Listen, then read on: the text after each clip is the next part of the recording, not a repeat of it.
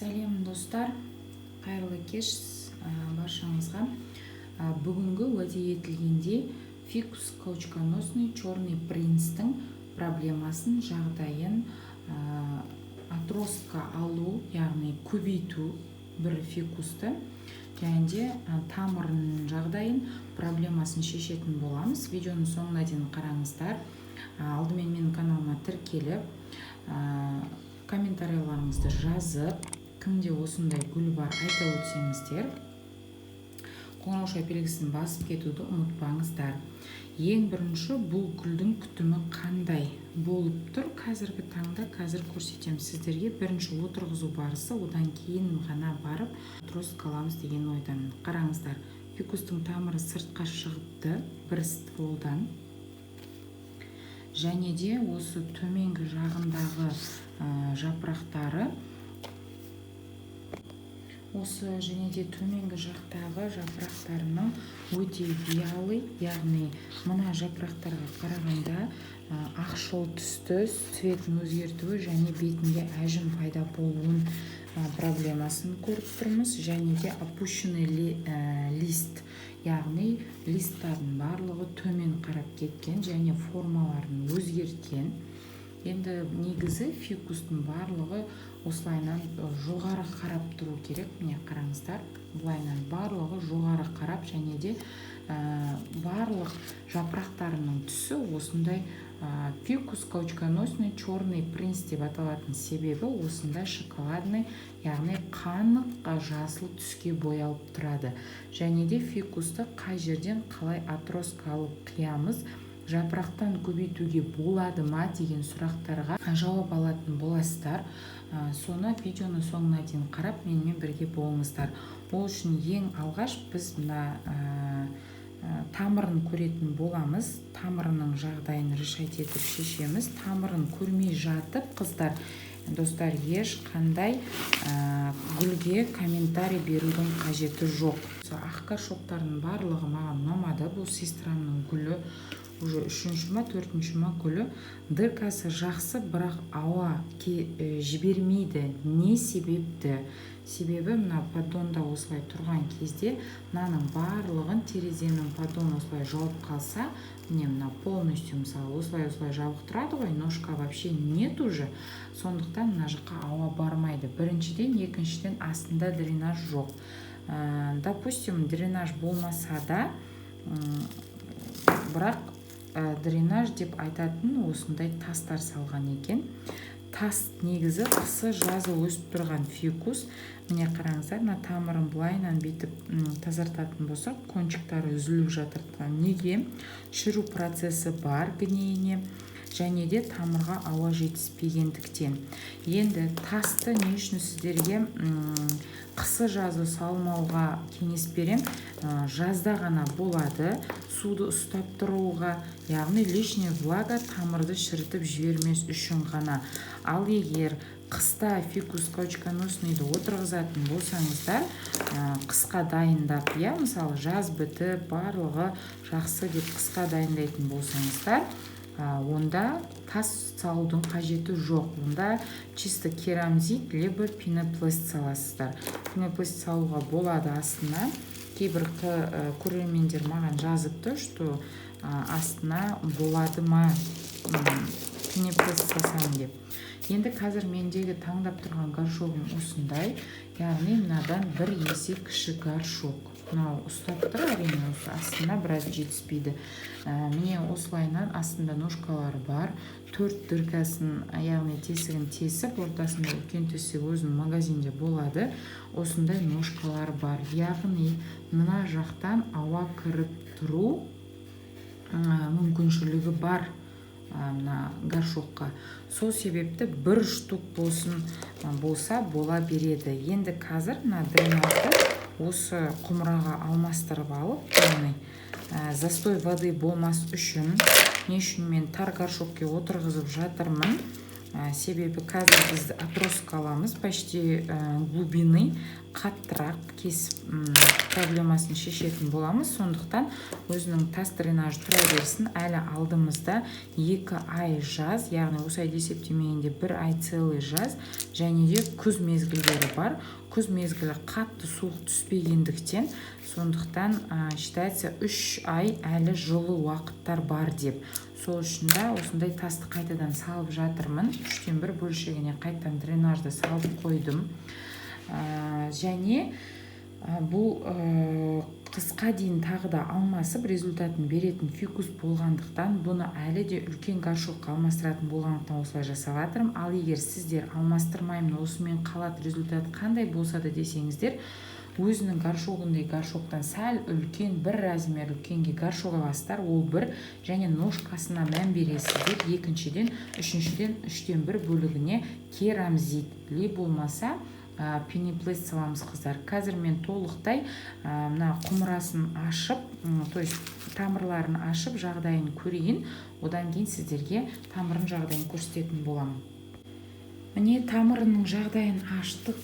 Достар, енді қараңыздар, мені бір таңғалдырған жағдай, тамырының жағдайы жақсы, өте қатты ұзарып кеткен. Қазір тамырын қысқартып қиятын боламыз, біріншіден. Екіншіден, мына тұрған үлкен стволдың астында трофяной стакан, яғни не стакан, а торф бар екен. Қараңыздар, міне тықырлаған дыбыс естіліп жатқан шығар, мына қараңыздар. Мына губка торф вообще тамырының расширять етіп өсуіне кедергі келтіреді, біріншіден. Екіншіден, бұл тамырға шейкасына, яғни на жердегі шейкасына ауа жібермей тұрады. Енді мен бұл гүлді сестрам проблемный болды, дұрыс өспей сөйтіп тұрды деді. Бұны жапырақтан отростка қылып алған, либо өзінің сатып алған, мен оны білмеймін. Бірақ та, скорее всего, сатып алынған сияқылды. Енді қыздар, барлық торфты алып тастау керекпіз. Торф деген топырақты кім білсе, отырғызып жүрген қыздар білетін болса көреді. Бұл бір губка сияқты дүние, бірақ топырақ сияқты коричневый түрде болады. Ұстап көрген кезде тура губка сияқты сезімде боласыздар. Енді кім отырғызып неғып жүр білетін шығар. Мынаның барлығында вермикулит кіріп кетіпті. Енді қыздар, сіздерге былай айтайын, бұл торфяной стаканды повреждать етпей алу үшін суға замаштетіп салып қойсаңыздар да болады. Енді бұл достаточно құрғақ екен. Тамырлары торфяной стаканда тұра беретін болса, міне ауа жетпей осылайында анандай түсте болады. Енді мына жақта тамырлар қарайыпты, шіру процесі все-таки бар, себебі ол мынандай құмырада шіру процесінің болмауы мүмкін емес. Міне торфяной стакан скорее всего, мынандай бір неге материалға ораған сияқты, мына тамырды ше, содан осындай болып тұрған сияқты менімше. Себебі тамырының барлығында міне мынандай торфяной стакан бар қыздар. Енді орхидея гүлдерінде болады основном торфяной стакан. Бұл торфяной стаканды не үшін салады? Бұл бір гүлді бір елден екінші елге алып келу барысында гүл құрғақтықтан тамырының жағдайын жоғалтпас үшін және де ылғалдылықты сақтап тұрады деген оймен мына цветовоздар, жеткізетін адамдар және отырғызатын адамдар осылай істейді. Тамырының жағдайын көрмей, торф бар ма, тағы не бар, тамырын не мазалайды, барлығын көрмей жатып, сыртқы кейпінен кесіп пішіп тастауға болмайды.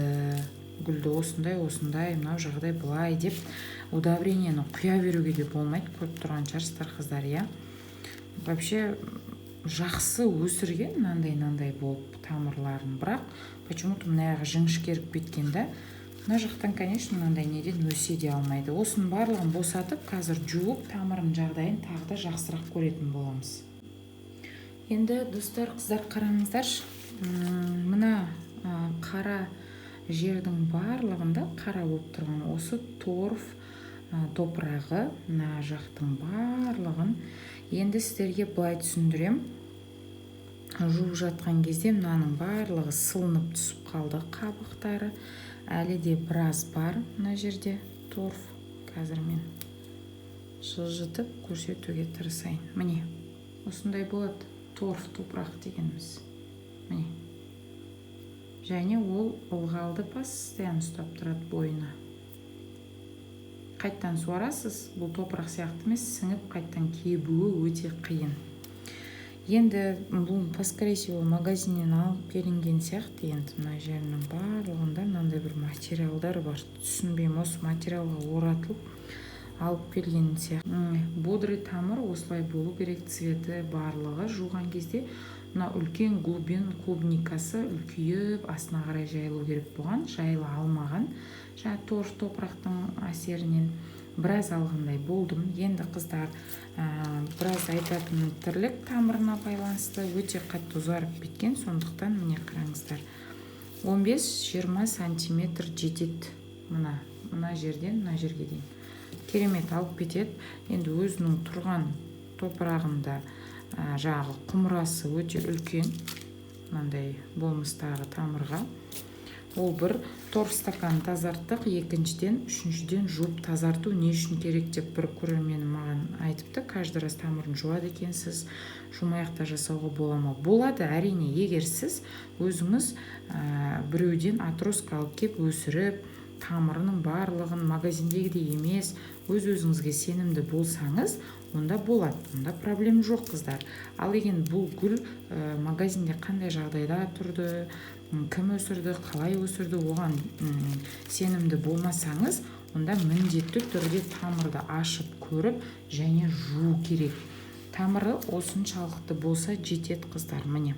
Сосын бұның тамырын қиған кезде үлкен тамырларын және де осындай сок бөлінеді. Осы алдында фикус каучконосный эластика деген видеомды салған болатынмын. Содан көрсеңіздер болады. Қазір тағы да осыны отроска алу барысында тағы да көрсететін боламын. Енді 1/3 бөлігіне тасты салдық, ол міндетті түрде қажет, застой воды болмас үшін, және тамырын салып көреміз. Қаншалықты құмыра бізге сәйкес келеді. Осы жағдайда бізге құмыра өте керемет сәйкес келіп тұр. Осы қысқа құмыраны таңдағанымдай-ақ екен, тамырында проблема бар деп ойладым, потому что мынандай проблема болып жатыр жапырақтарында. Бұл дегеніміз, егер фикус самый нежный тастаса, егер фикусың жайқалып сыртынан ешқандай сигнал бермей, ең соңғы жапырақтары ғана осылай болатын болса, естественный процесс деп күтуге болар еді. Ал енді мынаның стволдарын қараңыздар. Мынаның әрбір нүктесін санайтын болсақ, жоқ дегенде 20 шақты лист тастаған. Это не норма, қыздар. Тем более қазір соңғы мына жасыл, мына жақта жасыл жаңадан шығып, мына коричневый бұтағына қарағанда жасыл бұтағы свежий деп есептеледі ғой. Сол жақтағы жапырағы ғана мынандай үлкен әдемі, ал астындағылар проблемный. Ол дегеніміз тамырға ауа жетіспей, құмырасы дұрыс таңдалмай, ауаны дұрыс шығара алмай тұр деген сөз. Енді топырағым универсальный топырақ, ссылкасын қалдыра өтем. Қандай топырақ, түрі қандай, қалай болады, қалай аламыз, қалай гүлді отырғызамыз, соның барлығын көрсете өтемін. 1/3 бөлігіне керамзит салдық. Енді бір бөлшегіне, тағы да 1/3 бөлшегінің біріне топырақ саламыз да, сәл болсын тамырын тағы бір өлшеп көреміз, қыздар. Осы топырақты салғаннан кейін осылайынан ортасын ямағып ашып, және тамырын осылай бір салып бекітіп аламыз. Жан-жағын топырақпен толтырамыз. Яғни тамырдың барлығын топырақпен жабамыз, қыздар.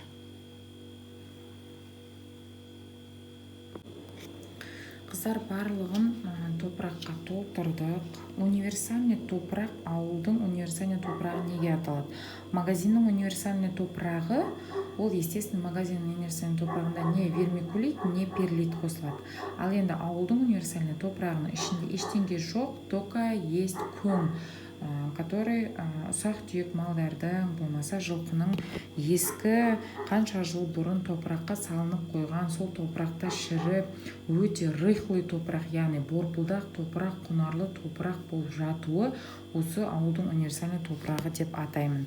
Шейка дегеніміз тамырдың, бағана көрсетемді ұмытып кеттім, ең асты, мысалы мынау тамыр болса, мынау біріккен тамыр болса, осының мынау жоғары жағында жапырақ өсетіні, мынау астында. Осы шейка дегеніміз мына тамырдан астында топырақты және құмыраның астындағы тесіктерден ауаны алып, жапыраққа қарай кислородты өткізетін нәрсе, яғни заты, сол бөлшегін шейка деп атаймыз.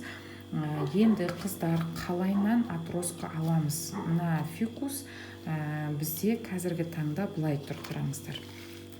Мынау соңғы 2 жапырақ, мынау 3-ші, мынау 4, 5, 6, 6-шы жапырақ совсем маленький, ауа жетпегеннен вообще жайқалып өспеген. 7, я, дұрыс па? 6, 7, мына аяқтарымен 8, 9. 10-шы жапыраққа барған кезде, уже қараңыздар, 10-шы жапыраққа барған кезде мына жақта жаңа бұтағы. Осы жаңа бұтаққа теспейміз. Қазір біз тамырлату барысында астынан бастап алатын боламыз. Яғни 1, 2, 3, 4, 5 мына кішкентай 6 жапырақты қалдырайық. 7-шінен бастап қиямыз. Яғни сіздерге бұл жерде острый нож керек, яғни пышақ. Міне видеоға көрініп тұр деген ойдамын, қайырып тұрмын, пышақтың үстімен көрсетемін. Міне мына жапырақ осының үстінен осылайынан қиғаш қиын деп тұрмын. Неге қиғаш? Себебі түзу қиып кетсем, қазір там басқа жапыраққа тиіп кете ма деген жаман ой болып тұр. Қимас бұрын мен қазір мақта дайындап алайын, қыздар. Міне қараңыздар, айтқанымдай, мына жерде астында осы кішкентай жапырақпен бірге қала берсін. Сіздерге көрініп тұр деген ойдамын. Міне осылайынан қиғашынан кесіп, қиғашынан деп қойып, астындағы жапыраққа тиеді екен. Осылайынан уытты сок шығады, яғни сүт. Осылайынан құр мақтамен бастырып сторын алып қойыңыздар. Енді келесі кезекте бізде қалған мына бөлігін қалай істейміз, қалай жапырақтатамыз, соған кірісетін боламыз. Осылайынан бір мақтамен жауып тұра-тұрақ. Қазір сок истекать етіп, бір 10 минут уақыт өткеннен кейін сіздерге қалай бөлшектеу керек, қалай суға салу керектігін көрсететін боламын. Оған дейін қыздар, міне тағы да мына жерінен күтпеген жерден осылайынан бір несі түсіп қалды жапырағы. Бұл жерде ешқандай мынандай ствол жоқ, яғни мынандай ағашы жоқ. Сондықтан бұл да бір эксперимент болсын. Тура осы жапырағымен, осы жақ бетіне жапырағы, который мына жақта жоқ қой, әдемі өсіп тұр, иә. Осыны бір эксперимент болсын, осы да жапырақта екен, көрейік осылайынан. Енді қазір мен мынаны суарамын. Нені жаңағы тура осылайынан құмға тек қана нәйт етіп қосып, тамырлай ма, тамырламай ма, алдағы уақытта көрейік. Бұл да бір эксперимент болып қалсын. Енді қыздар сразу кесіп, 3 жерге сүтін ағызып кірсек. Енді қыздар, қараңыздар, 2-3 жапырақтан алғым кеп тұр фикусты, бірақ өте қатты жақын орналасқан екен. Сондықтан мына жерден былай аламыз. Мына 2 жапырақты қиғаш осылай. Өзегін кесіп алсаңыздар болды, арғы жағында тіні таза негізі. То есть жұқа дегенім, міне. Осылайынан мына 2 жапырақты бір қалдырайық. Міне, қараңыздар. Негізі осылай алынады. Осы мына жерде тұрған ағашымен бірге тамырлайды. Құр жапырақты алатын болсаңыздар, тамырлау ұзақ болады да, және ол процесс сіздерге қиынға соғады. Міне қараңыздар, мына жерде тағы да 2 жапырақты аламыз. Бұл жерде уже мынау, міне, осылай 2 жапырақтан. Неге десеңіздер, мына жердегі, мына астындағы мына жапырақтың үстінен бір жапырақ өседі, мына жақтан бір жапырақ өседі. Сөйтіп фикустарыңыз тез результат береді. Ал егер құр жапырағын алатын болсаңыздар, оны осылайынан салып қойсаңыздар, оның тамырлауы және бүршіктеуі қиын болады. екі жапырақтарыңыз осындай менікіндей кішкентай болатын болса, бұл жапырақтарға тиіспей тамырлатамыз, және де мына жақтан бір жапырақ аламыз. Міне, бір жапырақ, бұл өте мынандай дәу бір жапырақ болғаннан кейін мынаны осылайынан қиып алып тастадым, чтобы мына жерден шығатын бір түкке мына жапыраққа энергиясын кетіріп тұрмай, тез тамырлап осы жерден бір шық шықсын деген оймен. Міне, кетті үшеу. Мына жақтан тағы бір үлкен жапырағын алам. Бұл жапырақты бірақ кеспей салам. Энергиясы және тамырлауы бүршуді қалай шығарады уақыт өте келе, оны да көреміз. Және де мына жерден тағы да біреу аламын қиғаштап. Бұны жартылай тоже осылайынан қидым. Қараңыздар, мына екі қиылған. Біреусі қатты, біреусі кішкене ғана қиылған. Осы қиылғандардың результатын және көрсетемін сіздерге. Мына жерде былай қалады. Қатты қиылғаннан тағы біреу қалады. Міне осылайынан барлығы. Енді бұл неге қиғаш қиып жатса, түзу қисақ та болады, бірақ енді неге түзу қиямыз, егер барлығы бетіп тығыз өскеннен жапырақтар жоғары жағдай жақсы болғаннан осылай істеп жатырмыз. Негізі черенкование осылай алынады, қыздар. Мынаусы солып тұр. Енді сіздерге бір лайфхак айтам. Мына стволдар тез алып, бір түгін тез ашу үшін, және мына жақтағы мына құмырадағысы да тез адаптация алып кету үшін күніне 4-5 сағат үйіңізде күн түспесе терезенің алдына, либо сол комнатаға прям тігінен күн түспесе, далаға тігінен күнге қойып қойыңыздар 4-5 сағат. Ал егер түсетін болса, сол күніне 4-5 сағат түсетін жаңағы неге қойыңыздар, терезенің алдына қойыңыздар. Және де мынаны да тоже осыларды да осылай күніне 4-5 сағат жаңағы күн түсетін бетке қоямыз. Және прозрачный ыдысқа саламыз, қыздар. Міне екеу, үшеуі қиылған, екеу қатты қиылған, үшіншінің жай ғана төбесі қиылған. Міне төртіншінің мүлде жапырағы қиылмаған, және екеуін екі жапырақтан істеп жатырмыз. Міне осылайынан екі кішкентай. Ең соңғы стволында большой бір жапырақ, молодой, өте нәзік. Және міне осындай кішкентай бір жапырақ осылайынан қалдырдық қиғашынан. Осылардың барлығын, қыздар, бақылаңыздар. Мен қанша уақытта видео саламын белгісіз. Бұның результатына қарай салып отырам. Мен көріп отыру керекпін десеңіздер, қоңырау белгісін басып өтіңіздер. Және де осы видео ұнаса лайк басыңыздар, астына комментарий жазыңыздар. Сіздер фикус кончконосный черный принцтан қалай укоренение, яғни ұзартып, тамырлатып, көбейтуді қалай жасайсыздар. Және де сіздердің фикустарыңыздың жағдайы қалай болып тұр. Одан бөлек, қыздар, қазір мынаны суарған кезде қантты су, яғни 1 литр суға 1 чайный ложка қант, не болмаса 1 литр суға 1 чайный ложка перекіс құйып, екеуінің біреуін жасасаңыздар болады. Осылайынан суды құйып, барлығын жағдайын жасағаннан кейін құр ғана қайнатылған комнатный температурада жылы болып тұрған прозрачный ыдысқа осының барлығын суға салып қоясыздар. Міне, қыздар, қараңыздар, прозрачный осындай кішкентай банкілерге алып, осылайынан құр ғана суға өстіп салып қойсаңыздар болады. Енді мына жерде осылайынан екеуі ашылып тұр, екі жапырақтарды осылай салсаңыздар болады. Бірақ та бұл сыймайды екі жапырақтан, сондықтан мына жерге барлығы бір жапырақтыларды алып жинасаңыздар болады. Өстіп, бірақ та міндетті түрде банкілеріңіз осындай күн түйіп тұруы қажет, және суға достаточно батып тұруы керек. Келесі видеода кездескенше қош саламатта болыңыздар.